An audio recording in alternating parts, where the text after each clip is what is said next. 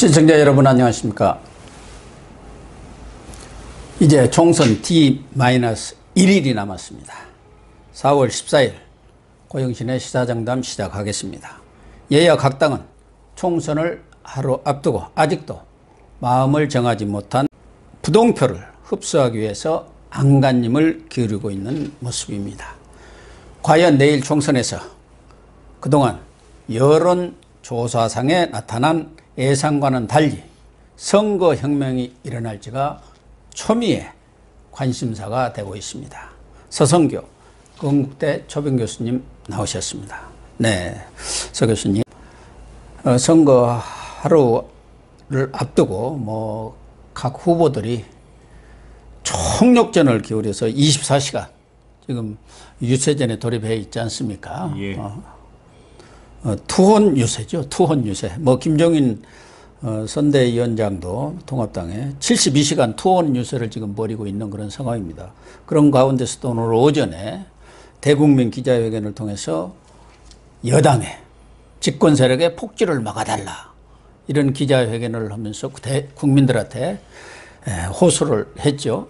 예, 아주 절박한 심정으로 국민들이 선거혁명을 일으켜달라 이런 취지로 이야기를 했습니다. 마지막에 이제 대국민 기자회견이라고 볼 수 있는데요. 그렇죠. 주요 내용은 세 가지입니다. 첫 번째는 나라를 구하는 애국심으로 반드시 투표를 해달라. 지금 만약에 이번 총선 결과가 잘못되게 되면은 나라가 걷잡을 수 없는 방향으로 갈 수 있다는 위기감이 크지 않습니까? 김종인 대표는 나라가 망한다고 그렇게 본 것이죠. 예, 그래서 이번에 애국심을 가지고 반드시 꼭 투표를 해달라 이런 간절한 소망을 말씀했고, 두 번째로는 문재인 대통령에 대한 직격적인 비판을 했습니다. 그동안에 유능하든지 국정을 잘해서 아니면 잘못했으면은 깨끗하게 정직하게 잘못했다 실토를 하든지 해야 되는데 문재인 대통령이 정직하지도 않고 유능하지도 않았다. 이렇게 문재인 대통령에 대한 직격탄을 날렸고요. 세 번째로는 야당이 그렇게 썩 마음에 내키지 않고 지금 야당이 부족하지만은 이 야당을 밀어주면은 차기 대선 때까지 유능한 국민의 신뢰를 받을 수 있는 정당으로 반드시 만들겠다. 그러면서 꼭 한 표 찍어달라고 기자회견을 했습니다. 네, 김종인 총괄 선대위원장 정말 비장의 각오로 이렇게 말씀도 하고 지금 득표전에 뛰어들어서 80 노구에도 불구하고 밤낮 가리지 않고 뛰어다니는 것 같아요. 김종인 선대위원장을 초청하려는 후보들이 너무 많으니까 정말 분초를 쪼개서 지원 유세에 다니시는 것 같아요. 하루에 몇백 킬로. 그냥 보통 젊은 사람들도 아마 차를 타고 그렇게 돌아다녀도 가만히 있어도 힘들 거예요. 지금 좀 돌이켜보면 아쉬움이 많이 남습니다. 초기에 김종인 총괄선대위원장이 빨리 영입이 돼서 위원장 중심으로 선거 체제를 갖추고 메시지를 일관되게 잘 했으면은 조금 더 지금보다는 효과가 컸을 거라고 보여지는데 조금 시간에 아쉬운 점이 있고, 그나마도 판세가 굉장히 좀 어렵다고 보여지고 있는 수도권 또 충청권 중심으로 노구를 이끌고 열심히 선거 지원 유세에 나서서 이 문재인 정부의 문제점 그리고 우리 대한민국이 가야 할 방향에 대해서 제시를 하고 있어서 마지막에 그나마라도 큰 방향이 잡히고 있는데, 단지 아쉬운 것은 시간이 조금 부족합니다. 이런 생각이 듭니다. 정말 아쉽습니다. 어쨌든 문재인 정부는 행정부, 사법부도 거의 장악한 상황에서 입법부까지 지금 예상대로 압승을 거둘 경우 정말 삼권위에 군림하는 그야말로 무소불위의 공안 정국이 시작되지 않겠나 그런 생각이 듭니다. 이해찬 더불어민주당 대표는 그동안 승기를 잡았다. 또 1당까지는 가능하다. 1차 목표가 1당인데 그것도 가능하고 2차 목표가 과반인데 충분히 달성할 수 있다. 이런 자신감을 표명을 했어요. 어떻게 보면 밴드 웨건 효과를 겨냥한 그런 측면도 있겠습니다만은 지금 여론조사상으로 나오는 거 보면은 이해찬의 이러한 말이 전혀 허풍만은 아니다. 이런 생각도 들고, 또 유시민이도 이 사람은 뭐 안 끼어드는 데가 없으니까. 예. 노무현 재단 이사장은 180석을 확보했다. 압승 가능성을 이렇게 거론했지 않습니까? 예. 그 후폭풍이 좀 부는 거예요. 예. 야, 저렇게 거만할 수가 있나? 오만하기 짝이 없네. 국민의 민심을 자기들이 뚜껑도 열어보기 전에 다 재단이 갖고 이겼다고 해버려. 이러니까 쓱 발을 빼는 모양새 같아요. 이게 투표는 국민이 하는 거 아닙니까? 예. 그런데 본인들이 국민들이 표를 갖고 있는 겁니까? 어떻게 오만하게 자기들이 그러니까요. 과반수가 넘는다. 여권이 180석 확보할 수 있다. 이런 발언을 하는 것 자체가 이거는 유권자들을 우롱하고 국민을 무시하는 겁니다. 이 부분에 대해서는 국민들이 현명하게 심판을 해야 된다라고 보여집니다. 당연하죠. 이제는 뭐 말을 바꿔서 언제 내가 180석이라고 이야기했느냐, 뭐 희망사항을 이야기했을 뿐이고 혹시 그게 뭐 여당이 누가 됐으면은 뭐 미안하게 생각한다. 앞으로는 뭐 숫자를 이야기하지 않겠다. 이런 식으로 아주 정치적으로 비열하게 치고 빠지면서 자기들 지지자들을 동원하는 거 굉장히 나쁜 술책이라고 보여집니다. 아주 나쁜 술책입니다. 예, 오히려 진짜 국가를 위해서 여러분들 표가 더 필요하다, 의석이 더 필요하다, 이렇게 진실된 마음으로 표를 구해야 되지, 이렇게 국민들 민심을 자기들은 뭔데 좌지우지하려고 그러는 겁니까? 그러니까. 자기들도 한 표밖에 없지 않습니까? 예. 그러면은 국민들의 심판과 평가에 맡기는 선거를 가야 되지, 유시민 이사장이든 이해찬 대표든 이거는 굉장히 오만하고 독주하기 때문에 이런 부분들이 오히려 건전하고 합리적인 유권자들이 이거 제대로 두면 안 되겠다, 예. 제대로 심판해야 되겠다, 이런 생각이 드는 거거든요. 예를 들어서 작년 10월 3일 날 광화문에 100만 명 이상의 많은 우리 시민들 모였지 않습니까? 그럼요. 왜 모였습니까? 그 사람들은 뭐 민주당을 좋아하는 것도 아니고 뭐 미래통합당을 좋아하는 것도 아니지만 네. 이렇게 되면은 나라가 제대로 갈 수가 없다. 어떻게 조국 같은 사람이 법무부 장관에 임명할 수 있느냐? 예. 그에 대해서 합리적이고 건전한 국민들이 들고 나선 거란 말이에요. 분노한 국민들이 광화문 광장으로 뛰어나간 거예요. 예. 누가 나오라고 해서 나간 것도 아니에요. 그래서 유시민의 180석 발언이라든지 이해찬 대표의 뭐 과반수 이상이라든지 지금에 와서는 표정 관리 내지는 음사를 떨면서 마지막까지 최선을 다해야 된다고 이렇게 의하고 아하고 국민들을 마음대로 좌지우려고 하는 이런 발언에 대해서는 국민들이 냉혹하고 엄정한 평가를 할 거라고 봅니다. 그러니까 유시민도 그렇게 발을 빼고 이해찬도 이 국민을 농락하는 것도 아니고 수도권에서도 뭐 이근영 전략기획위원장이나 이런 사람들은 뭐 90석 이상을 다 먹었다 이렇게 하더니 갑자기 하루 만에 70여 곳이 뭐 접전적으로 이렇게 돌아섰다. 아니 자기들이 하루 전에는 90석 이상이 된다고 그랬거든요. 지난 20대 82석인데 10석 이상이 플러스 알파가 될 거다요.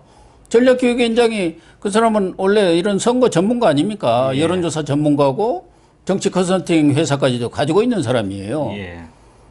그러더니 이 유시민의 발언으로 국민들이 이거 너무 오만한 거 아니냐 이런 역풍이 부니까 쑥 또 발을 빼갖고 수도권만 해도 70여 곳이 지금 뭐 치열하게 접전을 벌이고 있어서 승부를 장담할 수 없습니다 하고 싹 꼬리를 내리는 게 정말 국민들을 데리고 노는 겁니까? 완전히 뭐 하는 거예요? 거라고 보여집니다. 아까 말씀하신 대로 이렇게 자기들이 많은 의석을 차지할 수 있다는 것은 지지자들에게 희망을 많이 줘서 지지자들을 동원하려고 하는 밴드 외관 효과를 불러일으키려고 했지만은 또 선거 측면에서는 언더독 효과라는 것도 있는 거거든요. 예. 뒤지고 있는 후보와 그 지지자들은 더욱더 열심히 해서 추격해서 따라잡고 반전시키겠다는 그 의지가 있습니다. 예. 또 아까 제가 말씀 올린 대로 대부분의 국민들은 침묵하는 다수가 많습니다. 우리가 그렇습니다. 침묵하는 다수거든요. 그게 우리가 침묵의 낯선 효과라는 게 있습니다. 조용히 말하지 않고 있는 국민들이 있지만 그 국민들이 나중에는 투표 현장에서 소용돌이 같이 큰 힘이 발현돼 가지고 결국은 선거의 결과를 좌지우지하게 된다. 이게 침묵의 낯선 일은 아닙니까? 이런 측면에서 본다면은 과거 20대 총선에서도 그랬고 뭐 19대 18대도 그렇고 과거의 사례를 보면은 이번에도 침묵하는 다수의 국민들이 현명한 심판과 평가를 할 거라고 보여집니다. 저도 그렇게 생각하는데 부동층이 이제 조금은 줄었겠습니다만 지난주만 하더라도 지난주 금요일 날 갤럽에서 조사한 것만 보더라도 20%가 넘어요. 예. 그 부동층들이 분노하는 표심으로 이렇게 투표장에 나올 때 선거혁명은 일어나지 않겠느냐 이렇게 보여집니다. 아무튼 통합당 측에서는 지금 박형준 공동선대위원장은 정말 개헌선이 위태롭다. 개헌선은 100석 아닙니까? 예. 3분의 2 이상 있으면은 국회에서 개헌안을 통과시킬 수가 있으니까. 예. 그래서 만약 개헌이 이루어진다면 어떤 나라가 될지, 과연 이 대한민국이라는 게 존재하고 할지, 아니면 이상한 나라가 될지 이건 알 수 없는 그런 상황인데 지금 개헌선이 위태롭다 이렇게 얘기를 하고 있고, 뭐 그러나 김종인 총괄선대위원장은 결과를 보고 얘기하자. 뭐 이렇게 좀 유보적으로 두 가지 메시지를 함께 내놓고 있습니다. 또 우리 보수 자유 우파 사람들에게 또 좀 격려하고 응원하는 차원에서 김종인 위원장은 다른 메시지를 내고 있는데, 그러나 실제 지금 여론조사 기관들 한 대여섯 개 좀 이름이 있는 여론조사 기관들에서 나오는 그 수치라든가, 최근에 이제 깜깜이 기간으로 들어갔지 않습니까? 예. 여론조사 결과를 발표하지 않는. 그런다고 해서 여론조사를 안 하는 건 아닙니다. 발표를 못 할 뿐이지. 예. 그런 것들을 종합해 보면은 지금 통합당 측한테 결코 유리하지는 않다. 과연 100석을 넘을 수 있을 건가, 지역구에서. 이게 저는 상당히 의구심은 갖고 있습니다. 예. 뭐 저는 굉장히 긍정적이고 낙관적으로 보고 있습니다. 왜냐하면 우리 국민들의 위대한 그 판단력, 국민의 힘을 있기 때문에 이런 역사적 고비마다 결국은 국민들이 나서서 나라를 바로잡아줬거든요. 그렇죠. 그런 측면에 봤을 때는 저는 꼭 지금 미래통합당이 좋아서라기보다는 민주당, 문재인 정권이 이대로 가게 되면은 정말로 독선을 넘어서서 독재를 하게 되고, 아까 말씀하신 대로 개헌하고자 하는 방향은 벌써 다 나와 있는 겁니다. 소위 말해서 좌파 사회주의지에 개헌하겠다는 건데, 헌법에 있는 자유민주적 기본질서에서 자유라는 말을 빼고, 이인영 민주당 원내대표가 여러 번 이야기했듯이 이제는 뭐 토지 공개념을 강화하고 부동산 거래 허가제를 하게 되고 기업의 법인세를 높이게 되고, 이런 등등의 굉장히 이 세계 문명사와 반대로 가는 그런 방향으로 국정 운영을 하고 개헌을 하겠다는 방향은 지금 나와 있는 거거든요. 그럼요.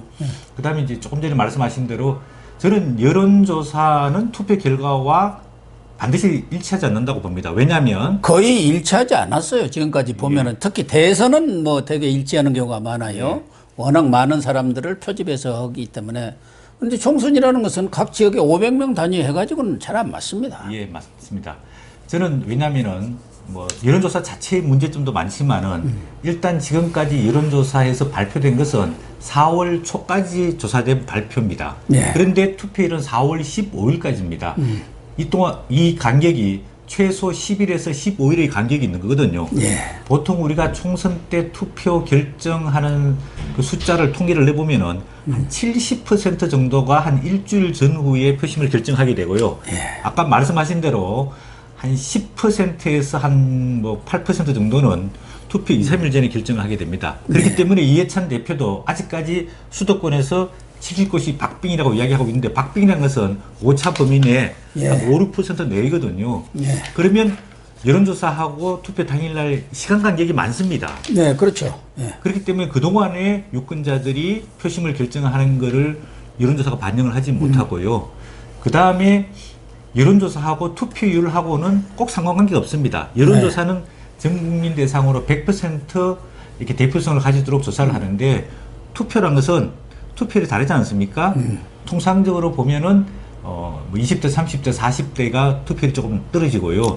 50대, 60대, 70대가 투표율이 상당히 올라가게 되거든요. 그렇게 본다면은 지금의 여론조사에서 플러스 알파를 저는 많이 해야 된다고 생각하고 있습니다. 그렇기 때문에 내일 4월 15일에는 새로운 의미에 있어서 국민적 평가와 심판, 더 나아가서는 국민 선거혁명이 이루어질 가능성도 저는 있다고 봅니다.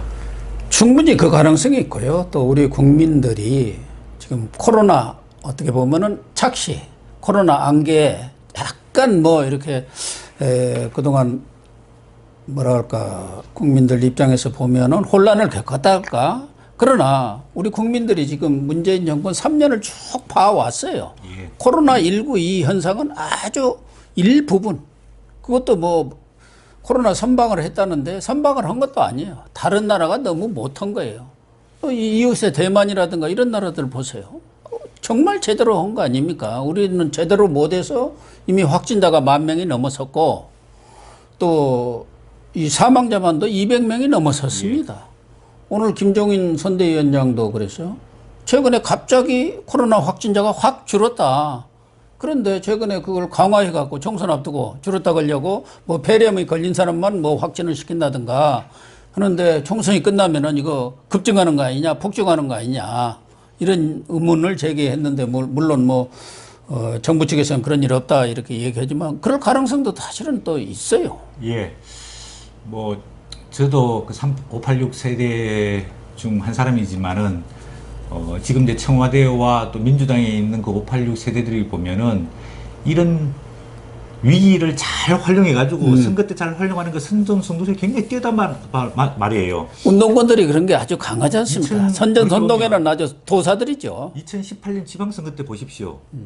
후보가 누군지 공약이 뭔지도 모르고 그 전날 있었던 북미 정상회담 하나로 선거가 끝났지 않습니까? 그걸로 그냥 싹 끝나버렸어요. 예. 예, 지금도 사실은 문재인 정부에 대한 평가, 그 다음에 각 지역에서 출마한 후보들의 인물, 그 다음에 정책과 공약, 이걸 곰곰이 따져보고 투표를 해야 되는데, 이거 코로나 때문에 묻지마 선거가 된 거거든요. 예, 지금 그런 거예요. 이슈도 뭐 부각이 안 되고 그런 상황이 그래서 돼버렸어요. 이런 것들을 뭐 민주당과 청와대에서 잘 뭐 활용했다, 또 위기감을 조성했다, 그 다음에 또 정부에서 돈 풀기 해가지고 지원을 해줬다, 뭐 이런 측면이 있지만은 아까 선생님 말씀하신 대로 이 코로나 사태는 약 2달간이거든요. 네.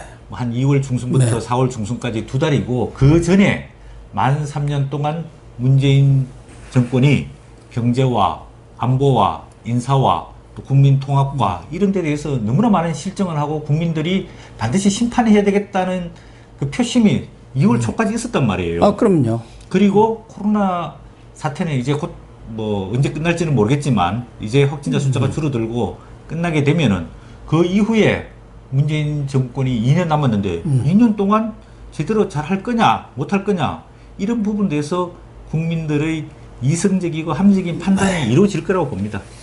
그래서 2년 동안 과연 문재인 정권이 그동안 3년간 다들 그랬잖아요. 언론사 뭐 이런 칼럼들도 보면은 진보 보수 안 가리고 문재인 정권 3년 동안 뭐 하나 잘한 거 있으면 얘기를 해봐라. 이 얘기를 하면 우리가 그래 그런 거 있었나? 그런데 그런 게 없었잖아요 지금까지. 그런데 코로나19 이거 선방했다고 이거 하나로 모든 것이 선거라는 것은 결국은 심판과 응징인데 예. 야당을 하는 게 아닙니다. 집권 세력을 심판하는 게 선거예요. 그런 의미 자체를 우리 국민들이 깨닫지 못하겠냐 그런 생각이 들고 과거 선거 이 결과를 보면은 뭐 선관위라든가 이런 데서도 선거 이후에 조사를 합니다만은 투표 하루 전 또 당일까지도 부동층이 한 10% 안팎이 됩니다. 예. 그렇기 때문에 이 10% 안팎 그리고 지금 이 부동층들이 과거에도 균형추를 잘 잡아주었어요. 예. 어느 쪽으로 극하게 쏠리지 않도록. 그래서 지금 5% 안팎에서 치열한 초접전 양상을 벌이고 있는 것들이 한 3, 49대입니다. 예. 그러니까 이 부동층이 어떻게 투표를 해주냐. 이게 저는 첫째로 중요하다고 봐요. 예, 맞습니다. 저희가 이제 통상적으로 선거를 분석할 때 판별 분석이라는 걸 합니다. 예. 그렇죠. 판별 분석은 여론조사를 기반으로 해서 연령별, 지역별 과거 이제 투표율이 얼마 정도 좀 될 거냐. 예. 그 다음에 지금 이제 여론조사의 추세가 어떻게 되느냐. 그 다음에 이제 부동층들이 결국은 어느 쪽으로 투표할 거냐, 투표하지 않을 거냐. 그 숫자를 분석을 해가지고 마지막에 승리 가능성 몇 퍼센트 차이가 될 거냐. 판별 분석을 하는데요. 지금은 뭐 한 수도권 중심의 수도권의 한 5에서 한 70서 정도 오차 범위 내에서 박빙 승부를 겨루는 지역은 아무래도 판별 분석을 해보면은 미래통합당 후보들이 조금 좋은 결과를 기대할 수 있는 지역이 상당히 많다고 생각이 듭니다. 아무래도 부동층은 무슨 야당에서 떨어져 나왔고 부동층이라기보다는 문재인 3년을 보면서 문재인을 지지했던 사람들이 지지를 철회한 사람이 부동층으로 와 있는데 아직 통합당으로는 가기는 좀 그런다 해가지고 이렇게 마음을 정하지 못하는 사람들이 많지 않겠습니까? 부동층은 이제 세 가지 종류가 있습니다. 첫 번째는 민주당을 지지했다가 지지를 철회한 층이 있고요. 그 다음에 미래통합당, 야당을 지지하다가 떨어져 나온 부동층이 있고요. 그 다음에 이제 원래 중도적인 성향, 예, 그렇게 볼 그런 수 사람들도 있는데, 만약에 3분의 1, 3분의 1, 3분의 1로 본다면 민주당에서 떨어져 나온 3분의 1은 투표에 참여 안 할 가능성이 상당히 많습니다. 예. 그 반면에 중도층과 보수 성향의 부동층들은 아직까지 여론조사에 반영이 안 되어 있는 거거든요. 그러면 요 3분의 2, 그러니까 10%를 기준으로 하자면 한 6에서 7% 정도가 투표에 참여한다고 한다면 5% 정도 차이는 전부 다 반전이 될 가능성이 높다고 봅니다. 그래서 아까도 잠깐 얘기를 했습니다만은 원래 야권은 추격하는 입장에 있기 때문에 이 막판 선거전에 오게 되면은 바짝 따라붙어서 박빙의 선거전으로 가는 경우가 대부분인데 이번의 경우는 선거 종반전에 그동안 있었던 뭐 세대 비하 발언이라든가 또 세월호 막말 이런 것들의 영향으로 두 분이 제명을 당하고 또 이렇게 낙마를 하는 과정 속에서 이렇게 좀 추격세가 주춤한 그런 상황인 것 같아요. 그래서 지금 여론조사 기관에서 나온 얘기들은 통합당 측은 좀 정체되어 있고 민주당은 약간 증가세를 보이고 있다. 이런 상황이기 때문에 부동층이 어떻게 마음을 먹느냐에 따라서 얼마든지 상황은 바뀔 수가 있지 않겠냐. 그런 생각이고요. 사실 뭐 선거라는 것은 어떻게 보면은 총석 없는 전쟁입니다. 예. 지금도 진보와 보수가 나눠져 가지고 또 진영 싸움이 너무 치열하게 되면서 사실상 전쟁이나 마찬가지 상황이 벌어지고 있는데 또 하나는 세대 간 이런 또 진영 논리도 강하게 지금 작동하고 있는 게 사실 아닙니까? 그래서 예. 투표율이 정말 또 중요해집니다. 예. 과거에는 투표율이 높으면은 진보 측에 유리했다. 이런 것들이 지금까지 정설이었는데 이번 총선의 경우 뭐 여론조사 기관도 그렇고 상당수 언론에서도 투표율이 높아질수록 이번에 말하자면 보수층 그러니까 통합당 측에 유리한 결과가 나올 것이다. 이렇게 예측들을 하고 있거든요. 예, 저는 뭐 상당히 근거가 있다고 봅니다. 첫 번째로는 이번에 21대 총선 투표율은 상당히 높아질 거라고 생각이 듭니다. 예. 첫 번째로는 우리가 투표일 이전에 중앙선거관리위원회에서 투표 의향에 대해서 국민적 조사를 하게 됩니다. 예, 그렇죠. 근데 제가 2016년 때 반드시 투표하겠다는 숫자가 보니까 63.9%인데 예. 지금 최근에 4월 5일, 6일 날 중앙선관위에서 조사했는 결과를 보면은 반드시 투표하겠다는 층이 약 79% 됩니다. 과거에 비해서 엄청나죠. 한 4, 5% 높습니다. 그리고 가능하면은 투표를 하겠다. 예. 그런 숫자가 94%는 됩니다. 예. 그렇기 때문에 이번에는 투표할 숫자가 상당히 많다는 게 통계학적으로 나와 있고요. 그다음 두 번째로는 이번에 코로나 사태로 인해서 국외 여행뿐만 아니라 국내 여행도 지금 못하지 않습니까? 그렇죠. 예. 그렇기 때문에 대부분 자택에 거주하는 사람들이 많기 때문에 투표 정도는 해야 되겠다라고 하는 애국심 가진 국민들이 저는 상당히 많을 거라고 봅니다. 당연합니다. 그렇기 때문에 이번에 사전 투표율이 거의 뭐 27%에 가까울 정도 높았지 않습니까? 그렇죠. 26.69% 아닙니까? 예. 27%죠. 예. 왜 투표율이 높아졌느냐? 결국은 집에 직장 안 다니고 여행 안 가고 멀리 떠나지 않고 집에만 거주하다 보니까 안전하게 투표는 꼭 해야 되겠다 이런 생각들이 상당히 많아서 이번 사전 투표율도 굉장히 높았기 때문에 저희가 16, 17, 18, 19대, 20대까지 총선 투표율이 대부분 한 40%에서 50% 중후반대에 있는데 17대 2004년 탄핵 직후의 투표율이 60.6%였습니다. 예, 예. 이번에 제가 봤을 때는 60.6%를 능가할 것이라고 일단 보여지고 있고요.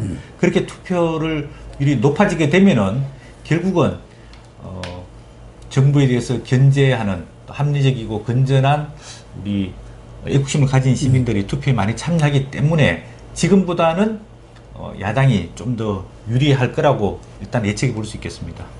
19대 대선 때 그러니까 2017년에는 뭐 대선은 조금 원래가 좀 높습니다만은 77.2%였어요. 그렇기 때문에 이번의 경우도 뭐 70%를 넘지 말라는 보장은 없는 거예요. 얼마든지 넘을 수도 있고 지금 그 인구 구성 면에서도 많이 지금 변화가 있더라고요. 예. 30대, 40대 네. 약간 이제 진보 성향을 가지고 있는 요 세대들은 뭐 전반적인 숫자가 많이 줄어들었습니다. 약 한 지난 20대 총선에 예. 비해서는 한 110만 명 정도가 줄어들었고요. 그렇네요. 30대가 62만, 40대가 48만 예, 이렇게 그렇습니다. 줄었어요. 반면에 60대, 70대가 218만 명 늘어났거든요. 그러네요. 예. 그렇게 본다면은 30, 40대가 줄어들고 60, 70대가 숫자가 약 한 30만 명 정도 차이가 나는 거죠. 차이가 나죠. 예. 그리고 투표율에 있어서도 20대를 기준으로 해서 보면은 30대, 40대가 한 50%, 54% 정도고요. 60대, 70대가 71.7, 73%거든요. 예.